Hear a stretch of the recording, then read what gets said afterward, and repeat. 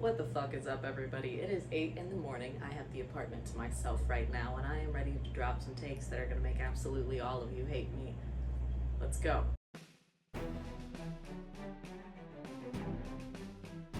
So if you clicked on this video from the title and the description, you probably know what this video is about, and if it's going to make you angry, I'm honestly not going to tell you to scroll away because I like engagement. So you can feel free to watch as much as you want and argue with me in the comments as much as you want, because I'm a messy bitch.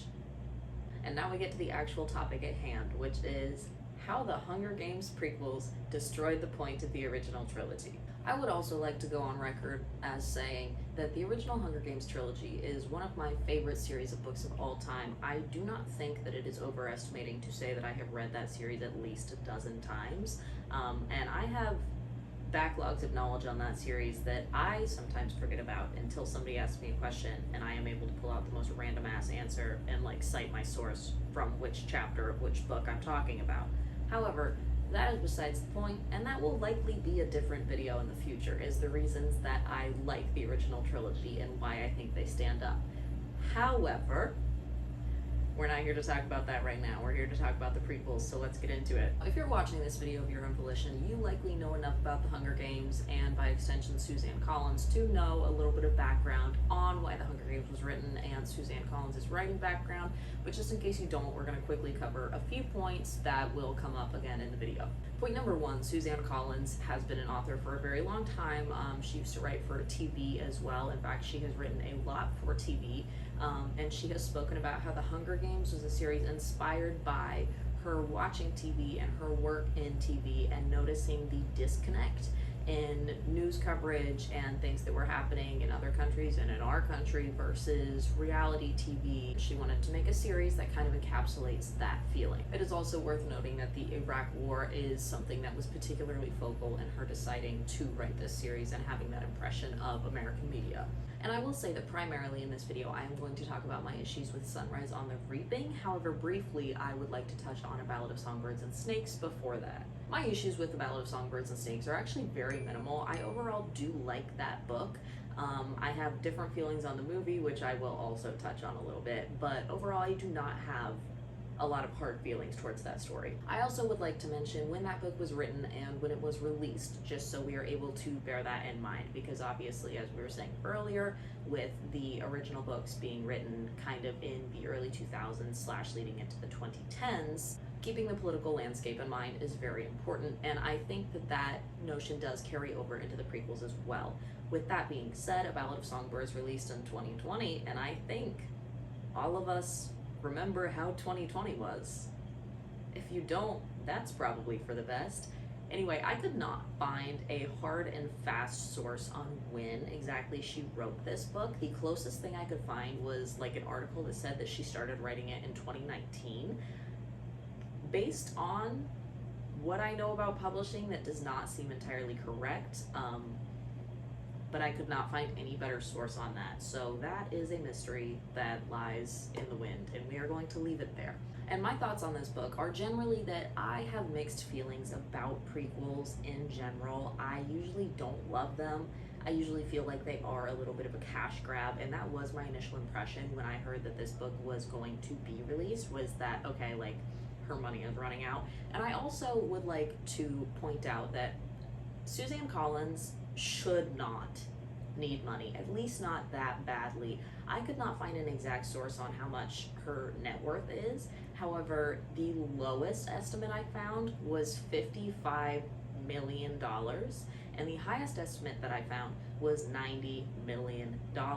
Me personally, if I was worth $55 million, I don't think I would be in desperate need of cold hard cash, but also I've never been worth that much money, so I guess I can't talk. I don't think this book was necessarily a cash grab. I do think that this book does make some good points and does expand on kind of the themes that are talked about in the original Hunger Games trilogy. And once again, bearing in mind the political landscape when this book was released and supposedly written being in the late 2010s / 2020, I do think that this book touches on a lot. And one of my favorite elements of the book is specifically Suzanne Collins' choice to do a more retro sort of aesthetic with it, and kind of tie in almost like a trad wife sort of narrative. You know how you kind of can't escape people talking about like the good old days and the better times and retro this, retro that, take me back to the 50s, 60s, whatever. This book did have that sort of feel. And obviously, you know, since we're based in the capital for the majority of the book, we are looking at capital life, which was supposed to be, you know, the ideal. And it is, from what we see in the series, both the original and the prequels, kind of as good as anybody is going to get in this world that Suzanne Collins has built. However, even though we do have that aesthetic, we do have kind of that idealized sort of life, obviously things are not perfect. And I do appreciate that narrative. I do also appreciate the undeniably American imagery that takes place in this book, and I can't say this movie, but that is a point I'm going to talk about in a minute. Now, I do think that the book is a much better vessel for the type of story than the movie is, and the reason that I think that is because so much of what this story is comprised of is Snow's internal monologue and Snow's sort of predisposition to becoming the person that he is in the original trilogy. So much of it is his decision making and the way that he sees the world around him and his victim complex and his mentality and everything like that. And I won't say that it didn't translate to the movie, however, I will say that it definitely did not translate as well as I would have liked for it to. That being said, I do really enjoy this book, like I said earlier, and I do think that it does lend itself to, I will say, kind of fleshing out the original trilogy in a way that I do enjoy, and I can't necessarily say it was a cash grab. So overall, my impressions are that this book is about a 7 out of 10, which for me, as a very harsh rater of books, notoriously so, is a very good rating. It does not live up to the 9 that I would rate most of the original trilogy as, but almost nothing does. Now I'm going to talk about the movie a little bit, and I would like to say that I believe that literacy in general in this country has been on a steady decline for years, and as such, it has begun to show in publishing. A lot of books spell out a lot more today. A lot of, you know, television and movies make things more glaringly obvious than they have been in the past, and that's really a separate video, but I would also like to just bear that in mind when we are talking about these prequel books and when we are talking about the adaptations. Now, the adaptation for A Ballad of Songbirds and Snakes was directed by Francis Lawrence, as were the latter 3 movies of the original trilogy adaptations. I will say this is very much a personal beef with the original movies and also this movie, but I will say, as somebody who is from the same area in North Carolina that is supposedly District 12 and who lived not all that far away when they were shooting the first movie in North Carolina, the first movie has a distinctly District 12, aka Appalachian feel to it, that does not carry over to any of the rest of them. I don't know if any of you guys have seen Winter's Bone with Jennifer Lawrence, but that is also an Appalachian, North Carolina story, and there is a very distinct feel to that sort of landscape and that sort of culture that I think comes through in the first movie and does not come through in any of the rest of them. And I bring this up because when I was talking earlier about the imagery, the undeniably American imagery that we see in the book for A Ballad of Songbirds and Snakes, that I think Collins has put there on purpose to try to make us think about our political landscape, that does not come through in A Ballad of Songbirds and Snakes, because they filmed in Poland and they filmed in Germany. And I will say that though obviously I don't know why they didn't film in North Carolina, because the original town that they used for the first Hunger Games movie is still there. It's preserved at this point. Somebody bought the land probably about 10 years ago, and they have been keeping it up. Obviously, because that is now private land, I don't imagine that they could easily film there again.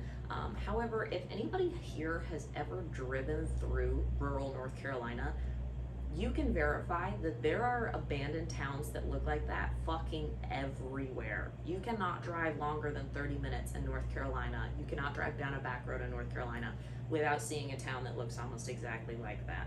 So I can't imagine that it would have been the hardest thing in the world to film there. I will say that knowing what I know about film and pre-production and everything, it was probably a permit issue, and that is probably why they decided to film in Europe. But because of everything I just said, I don't like that. It just kind of breaks immersion for me a little bit because the nature is so different, the trees look so different, the grass is different. Like, it's almost just kind of not believable as being District 12. And obviously I know that, you know, we are in the past. We are decades before the original Hunger Games trilogy takes place. But in a couple decades, the literal, like, world around you is not going to change that much. The trees are not going to shrink, and the grass is not suddenly going to become a different type of grass, and the buildings are not suddenly going to look like they are constructed differently, because supposedly those are the same buildings. I have beef with this. Now, a specific point that I want to make about the Americanized imagery in the books versus the movie is where the games in A Ballad of Songbirds and Snakes take place. When we look at the book for A Ballad of Songbirds and Snakes, it is said that the games take place in a stadium, that there are literal, like, football poles, that there are, like, the chairs that you would see at, like, any stadium, baseball game, sports game, whatever, that really ties a lot into the story and is brought up frequently enough that it is obviously definitely intentional, and that Suzanne Collins does not want us to forget where this story started and how everything begun and how it carried over into the Capitol and the Hunger Games that we see in the original trilogy. When they filmed the movie, as I said, they filmed in Germany and Poland, and the director Francis Lawrence has talked in interviews about his decision to do that and why he wanted that sort of feel to it, and how he wanted this big Colosseum-like experience for the Hunger Games, which, if I'm being kind and if I am giving him the benefit of the doubt, I think is a lack of understanding of the source material. And if you are directing something that is so heavily implicated in sociopolitical commentary, to not understand the source material that you are directing is kind of shitty. I think you're a little bit stupid for that. I really do. And I would say that I hate to say it, but I don't, because obviously I'm saying it voluntarily. If I'm not giving him the benefit of the doubt and I'm not being nice, I would say that it is an intentional change to try to disregard that American imagery and to try to make this movie more about entertainment than it is about actually delivering the heart of what this book should have been. Which brings me to my next point, to talk about the culture surrounding the movie For a Ballad of Songbirds and Snakes, specifically the internet culture of viewers and what they were posting as the movie was coming out. Now, I know that obviously when we go to the movies, we want to be entertained and we want to see things that we like, we enjoy. Shock value does definitely play a part in that sort of thing, and though I am an avid hater 9 times out of 10 of shock value, I do understand why people like it, and I'm not going to disregard it as a narrative vessel. However, I do think that whittling this story down to shock value,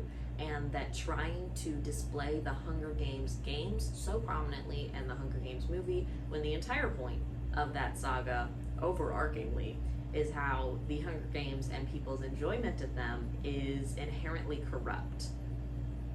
I think that that speaks for itself. And I did see countless TikToks, tweets, posts on Instagram after this movie came out of people being like, yeah, the rest of the movie was boring. I only cared about the actual Hunger Games. Like, I just want to see the action. I just want to see people attack each other. I don't care about anything else. Bestie, did we read the same book? And I'm not going to deny that obviously it does have a certain appeal to it as something that, you know, keeps our attention easier and we have to think about less. So obviously, as most people go to the movies for some sort of escapism or as some sort of getaway from thinking about politics and thinking about, you know, everything that they don't want to be thinking about. It's not an invalid opinion. However, I am going to say that for a story that is specifically critiquing modern day America and specifically critiquing that culture that, you know, so heavily focuses on violence and the entertainment value of that, I think maybe you should just see a different movie. if that's not what you're here for. And if you've both read the book and seen the movie, then you know that they did dial up the violence and that they did add a lot more, gore, and they showed a lot more of that in the movie than was necessarily shown in the book. And I understand why, but I'm not super happy about it. Now, with all of that said, that does pretty much wrap how I feel about A Ballad of Songbirds and Snakes, and that leads us into talking about Sunrise on the Reaping. If you liked Sunrise on the Reaping, this is not a safe space for you, and also, why? But I'm going to try to be constructive about this instead of actually just being straight up a hater, so let me compose myself. As we talked earlier about the Ballad of Songbirds and Snakes book being released in 2020 and subsequently the movie being released in 2023, I would also like to note when the Sunrise on the Reaping book was released, and specifically when it and the movie were initially announced. The book and movie announcement for Sunrise on the Reaping were made at the same time.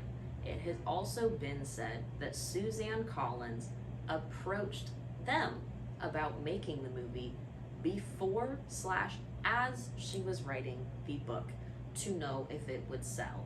Now, I gave Suzanne Collins the benefit of the doubt, talking about if I thought A Ballad of Songbirds and Snakes was a cash grab, and although my overall impression is that it wasn't, that impression cannot carry over to Sunrise on the Reaping, because what? This is a woman whose net worth is at least $55 million. That is about $54.5 more million than most of us will ever see if we took all of our wealth from our lifetime combined. So let's keep that perspective as we go into this. The announcement was made about mid-2024, and as most of us remember 2020, I'm going to guess that most of us remember 2024, though it is definitely not as notorious of a year. There was definitely a lot of shit that went down, and I would like for us to remember that. With that being said, I really do not believe that Suzanne Collins wrote this book at least much prior to that. And I can't find anything that says concretely when she did write it. However, the book does not read like it took several years to write, so I am going to believe that it probably just took her roughly the 1 year. So I'm just going to assume that she probably started it roughly 2023, 2024. Now, as a woman who specifically has stated that writing the Hunger Games was a decision brought on by witnessing coverage of the violence in the Middle East and in other countries, and how that compares to modern day American culture, I think for her to write this book, knowing full well what the political climate looks like around the world right now, and what wars are going on around the world right now, it is some bullshit for this book to read as the pathetic cash grab that it reads as. I would like to say that I am about to get into specific points and things that I liked and did not like about this book, but you've got to let me get the hatred out of my system first so I can talk about it objectively. Now, Suzanne Collins is a woman who is not known for her internet presence. In fact, she is known for quite the opposite, for being pretty hard to reach or find on the internet. However, that obviously definitely does not mean that she is not on the internet, and I think that that is a point that is proven by, for lack of a better term, the fan service that appears throughout this book. After A Ballad of Songbirds and Snakes came out and people were talking about the things that they liked and didn't like about that movie, people began speculating if Suzanne Collins was back writing Hunger Games books, and they took to the internet to talk about the kind of Hunger Games book that they would like to see. Overwhelmingly, the result was people talking about how they would like to see Haymitch's games. Me personally, this was something that I was fairly indifferent on as everybody was saying it, because I did always find that Court of Quell particularly interesting, and I would one day potentially like to see that story told well. However, I definitely do not think that it was a story that was at all needed, because we know everything important that there is to know from Catching Fire. In fact, I have to reference my notes for this. Give me a second. In Catching Fire, the actual Hunger Games games do not start until page 267, and they take up less than 30% of the book. Less than a third of the book, and it is the last third of the book, are the actual Hunger Games games. The majority of the book is talking about the political landscape surrounding the games and Haymitch's games. I did not calculate the exact percentage of the book that does talk about Haymitch's games, and obviously, you know, it mostly is that couple chapters where it is spoken about the most. However, we do know pretty much every big plot point and Haymitch's games that we needed to. However, when you have so few $1 million, and I am guessing you would like more of them, and everybody is asking you to write a specific book on something that at this point would be relatively easy to write a book on. You already have this world created, you already have these characters created, you already know what needs to happen in the story. Why the fuck not do it? Especially if you can also get a movie deal at the same time. Now, I mentioned how I think a lot of this book is fan service and how I think that specifically relates to the cameos in this book. So let's go ahead and unpack that a little more. We are going to start small by mentioning the cameos of Katniss's parents. These are the cameos that I probably hate the least. Because yeah, when you do live in that small town and everything, obviously everybody is going to know each other to a certain extent. And once again, I do feel that I am qualified to speak on the specific culture of District 12 as somebody who grew up in a very, very similar culture in a very small town in North Carolina. So I would like to say that even though the, you know, small, poor town, everybody knows each other thing is accurate, this book almost kind of portrays it like everybody likes each other in a way that wasn't really portrayed in the original trilogy and is not very accurate. If you live in a small town, especially a small southern town, which I'm guessing a number of you who are watching this video do, you know that most people who know each other in small, poor towns fucking hate each other, dude. People do not get along. There's nothing to do but gossip and hate each other. So I think that the certain amount of camaraderie that is displayed across the board here is unrealistic. But that is really a relatively small beef that I have with this story. And I kind of am just going to work my way up from cameos that I hated the least to cameos that I hated the most. Which brings us to our second point, Mags and Wyrus. I don't hate them being there. I think Mags specifically is actually a good victor to display in this story because we don't know a ton about her. We really only gleaned a few sentences of information about her from the original series. I think it would be perfectly fine to want to show more of her and more of her story. I think that makes sense. I think Wyrus makes a little bit less sense. I understand that we are trying to get more into her head and see more of why she was able to get through the next quarter quell that is displayed in Catching Fire. I don't hate that point. I concede part of its merit. However, having both of them there feels like a little bit much. Overall, it's whatever. The next cameo that I want to talk about is Effie. And as I do believe that Suzanne Collins wrote this book with certain fan expectations in mind, I do think that is a large part of the reason why Effie makes an appearance in this book at all. It is not mentioned anywhere in the original trilogy that Effie and Haymitch have this history with each other. It is simply not fucking mentioned. And therefore, I have to pick it apart for that alone. I know that Katniss is more or less an unreliable narrator. However, there are certain things where it's like, we should still know that anyway, which is also kind of how I feel about her parents being portrayed in this book and the way that they were. Like, hey Mitch, you were not gonna mention your relationships with them pretty much at all. I know that it is mentioned a couple times, but didn't insinuate that, like, they were fucking friends or anything. You know what I'm saying? That is how I feel about Effie. What do you mean it never came up? Especially with Effie and Haymitch being as important as they are in the original trilogy. They are Katniss's mentors. They are there through the entire series. They are some of the only characters, obviously, that do not die. So I really think it is silly. I think it's a little stupid that we didn't know about that sooner. I also think that her personality is not entirely consistent with what it was displayed to be in the original source material, which obviously, you do have to concede the point that it has been decades. So her personality has changed, she's grown, she's been through stuff. That is fine and good. However, I think the lack of consistency with Effie's personality and Haymitch's personality in this book from the original source material is a big issue, and I'm going to get to that later.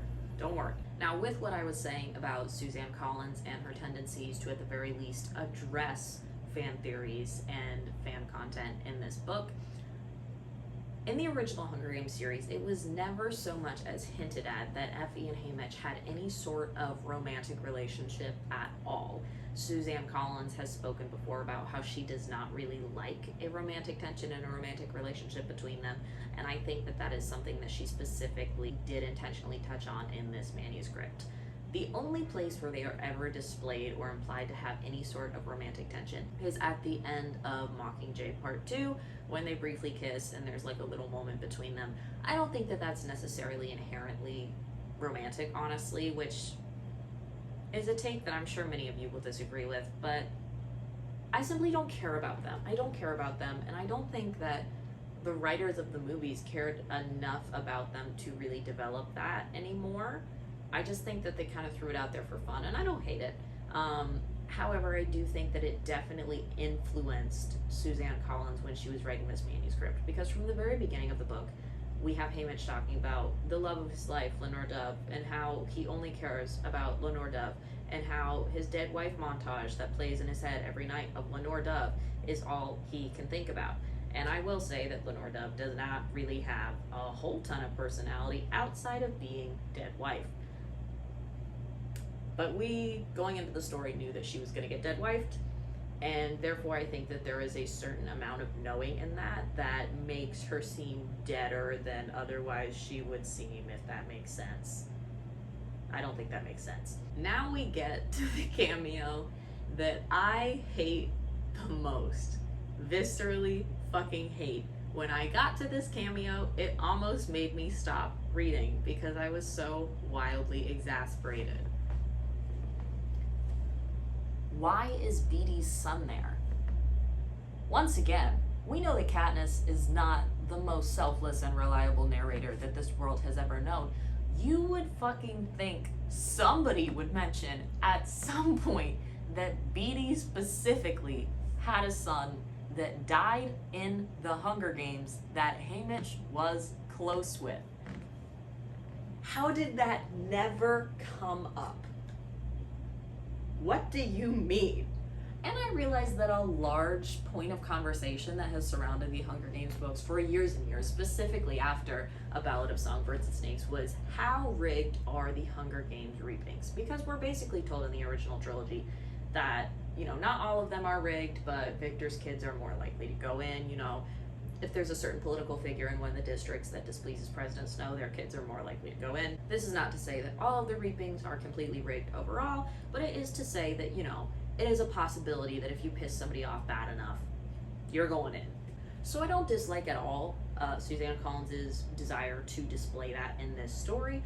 I do, however, dislike that it was specifically Beety's child that she chose to do it with for all of the reasons that I just mentioned. Because did it have to be? This really, it feels stupid. It feels fucking stupid. And now I briefly touched on when I was talking about Effie how I do not think that her personality is consistent, but frankly I am willing to forgive it because of, everything else that goes on in the story, and people grow, people change, whatever.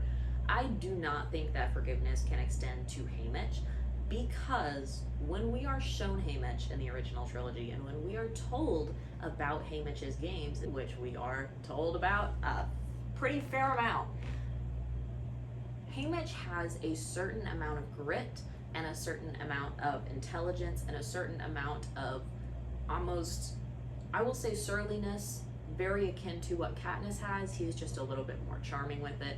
And I could also talk about how I think that can be attributed to his being a man, because there is obviously an amount of sexism that goes into that. However, that's not what this video is for. So I will stay on track and talk about how I do not think his personality is consistent without getting too into that. One of the main things that we are told about Haymitch's games early on is that Haymitch survived his games because of his intelligence, because he was able to outsmart the game makers, because he was able to pull all this survivalness shit.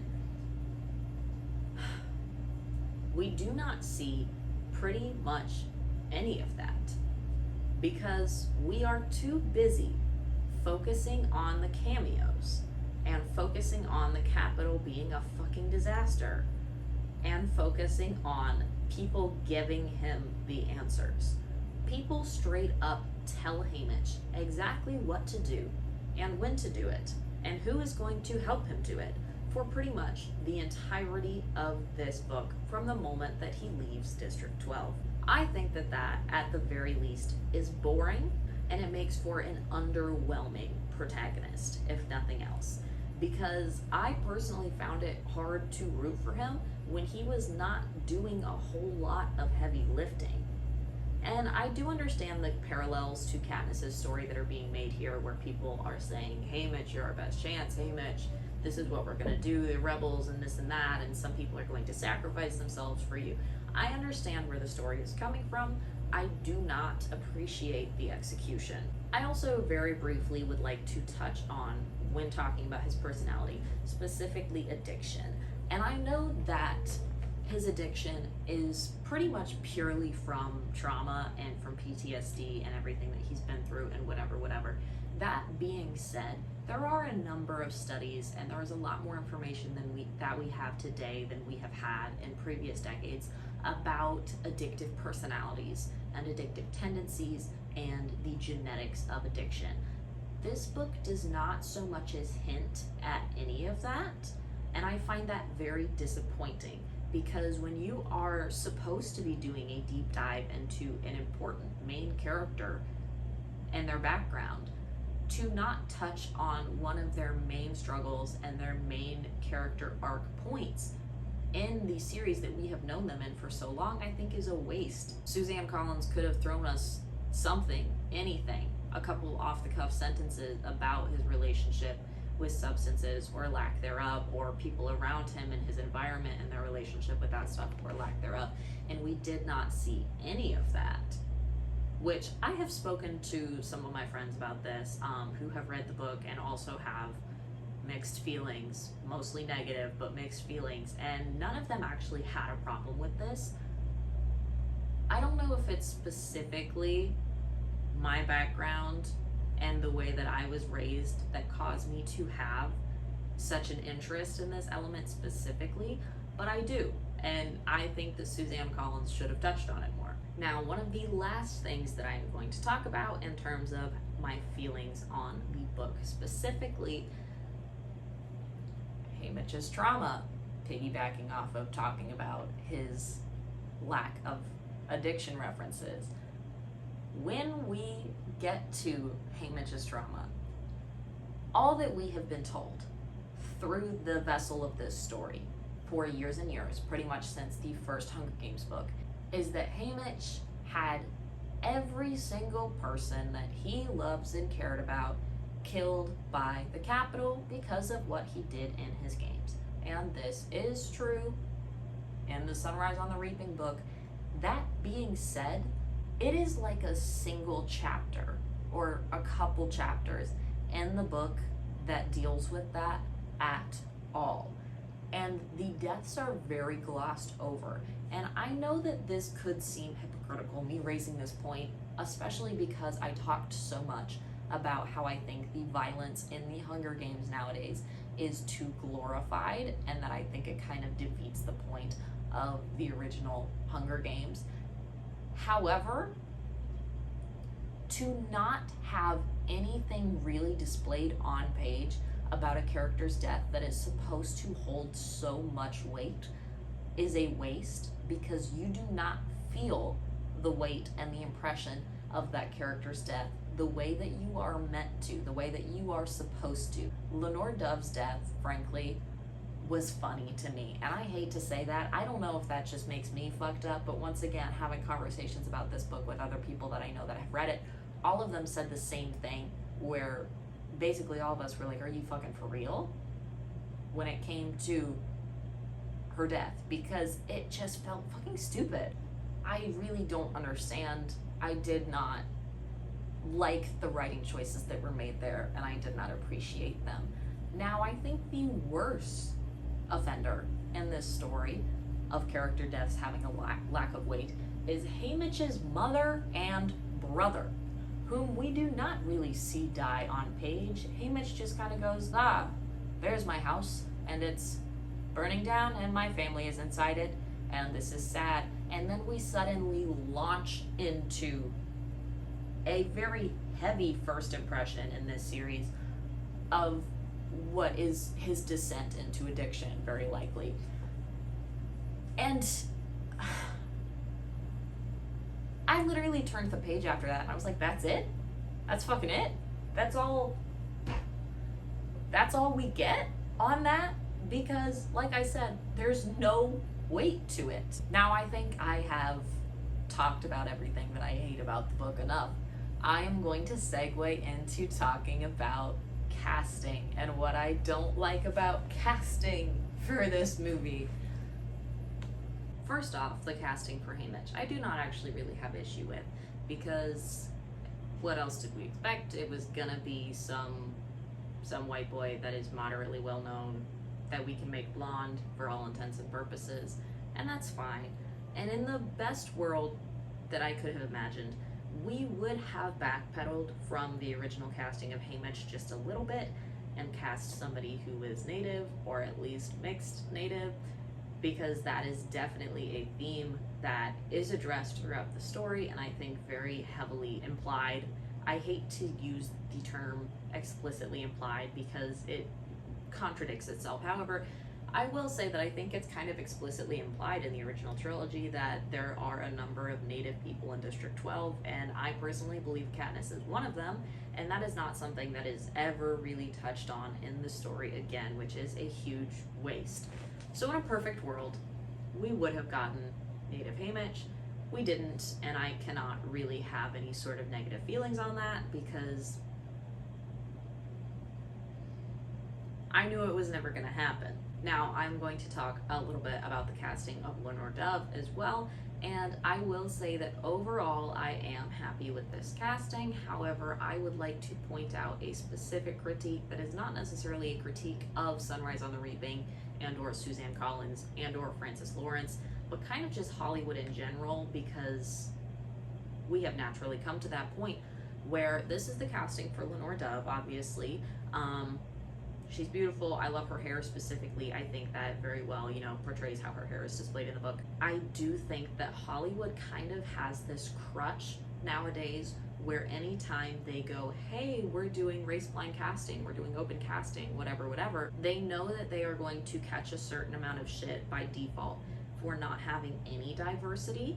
However, the crutch nowadays seems to be that one of the lead women specifically will be a mixed black and or light-skinned woman.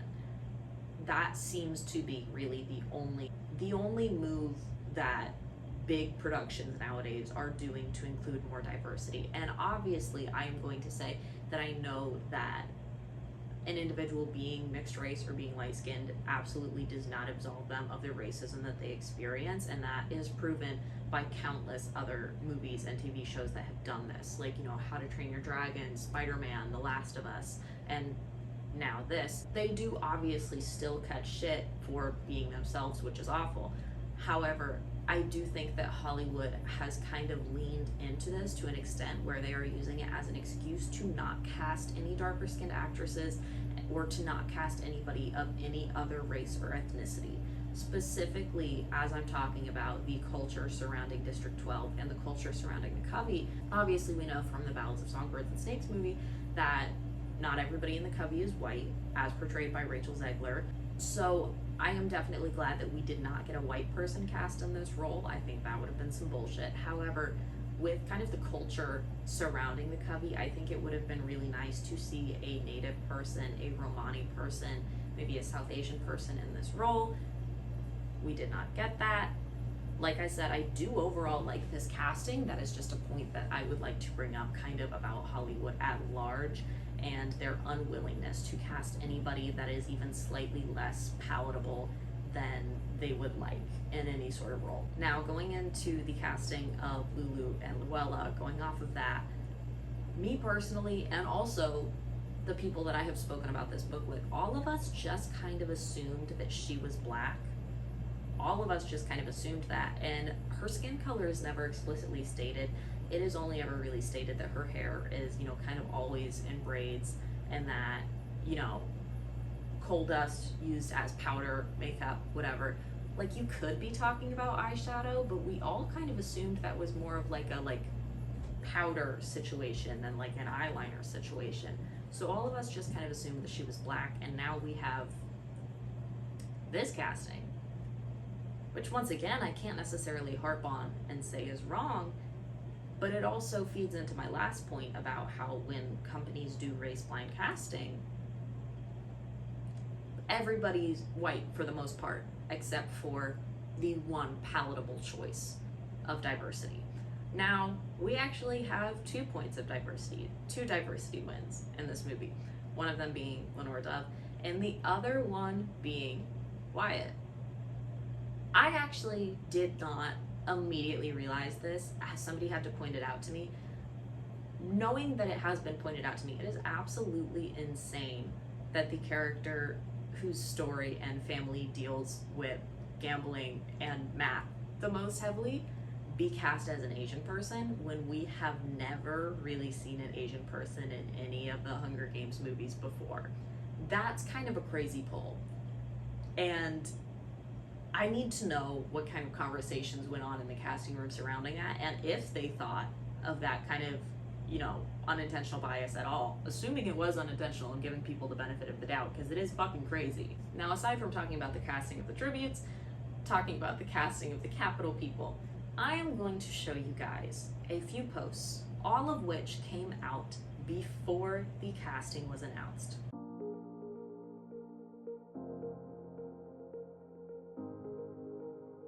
Now I have to stop our ignore the green M&M. I have to stop our regularly scheduled programming for just a moment to sing the Stand Wrong song, I guess. And actually, I'm not saying this because I believe that I'm wrong, because I firmly believe that I'm not wrong. However, I spent like 4 hours scouring every social media site that I could possibly scour for any of these posts that were fan casting Effie and Caesar as who they got cast as, and I couldn't find any aside from what I already showed you.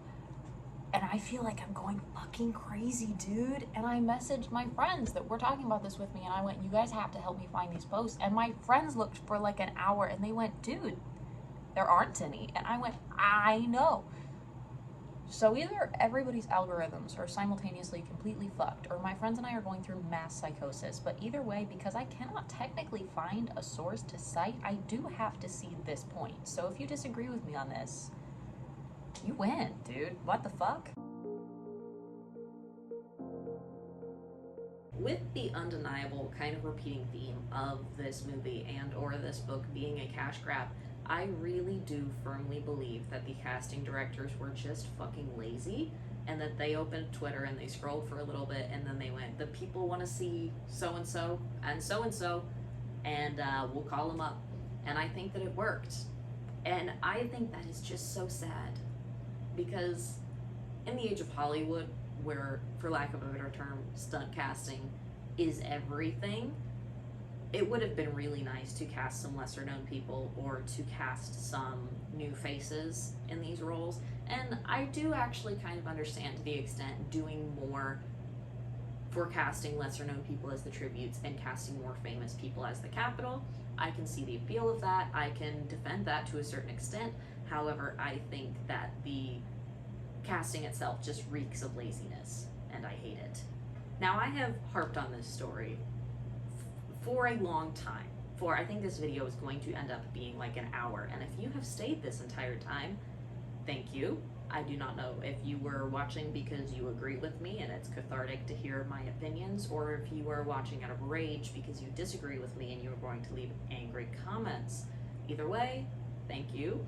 I do have several other video essays that I am mapping out about the Hunger Games specifically that will probably be made at some point if I can collect my thoughts enough for it, because as you can tell from this video, my thoughts are not particularly easy to collect. I am curious to see this movie, and I am definitely wondering what they are going to do with it, and I hope that I like it more than I think I will. And with that, have a hate-filled day, and go reread the Hunger Games books if you want. Thank you for watching.